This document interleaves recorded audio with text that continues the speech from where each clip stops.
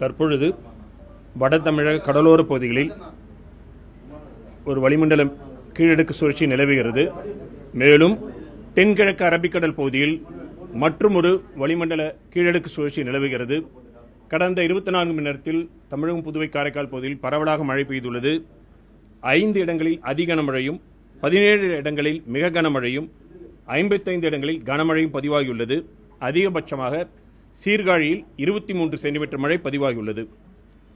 வானிலை முன்னறிவிப்பை பொறுத்தவரையில் அடுத்து வரும் 24 மணி நேரத்திற்கு தமிழகம், புதுவை, காரைக்கால் பகுதிகளில் அநேக இடங்களிலும், நாளை ஒரு சில இடங்களிலும் மிதமான மழை பெய்யக்கூடும்.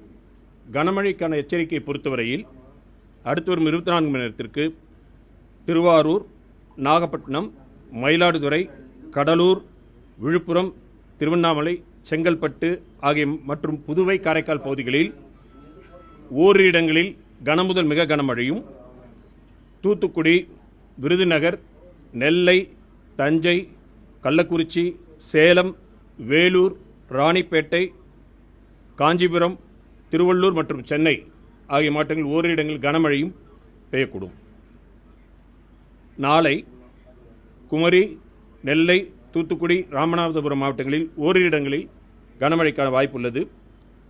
மீனவர்களுக்கான எச்சரிக்கை பொறுத்தவரையில் அடுத்து வரும் 3 தினங்களுக்கு தமிழக கடற்கரை பகுதிகள், மன்னார் வளைகுடா மற்றும் குமரிக்கடல் பகுதிகளில் பலத்த காற்றானது மணிக்கு 40 முதல் 45 கிலோமீட்டர், அவ்வப்பொழுது 55 கிலோமீட்டர் வேகத்தில் வீசக்கூடும் என்பதால் மீனவர்கள் அடுத்த ஒரு 3 தினங்களுக்கு இந்த பகுதிகளுக்கு செல்ல வேண்டாம் என்று அறிவுறுத்தப்படுகிறார்கள். சென்னை மற்றும் புறநகரை பொறுத்தவரையில் அடுத்து வரும் 24 மணி நேரத்திற்கு நகரின் சில பகுதிகளில் மிதமானது முதல் கனமழை பெய்யக்கூடும். ஓகேங்களா? அதாவது தற்பொழுது நிலவரப்படி பார்த்தீங்கன்னா வடகிழக்கு பருவமழை தொடர்ந்து விகரசாக தான் இருக்குது.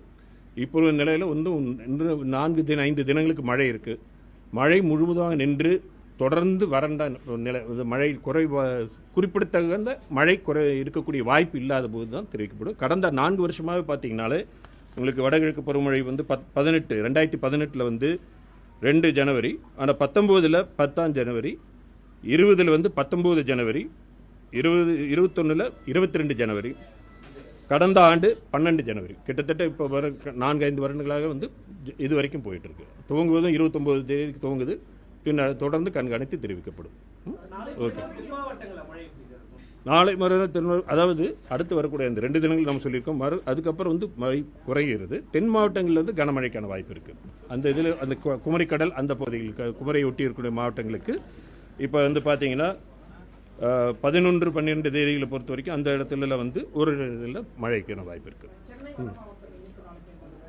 சென்னை வட மாவட்டங்களை பொறுத்த வரைக்கும் இன்னைக்கு வந்து கொஞ்சம் மிதமானது இருக்கும். அதாவது ஸ்பெல்ஸாக இருக்கும், ரெயின் ஸ்பெல் இருக்கும், கேப் இருக்கும், ரெயின் ஸ்பெல் இருக்கும். மொத்தமாக பார்க்கும் பொழுது ஓரிரு பகுதியில் வந்து கனமழையாக வரக்கூடும்.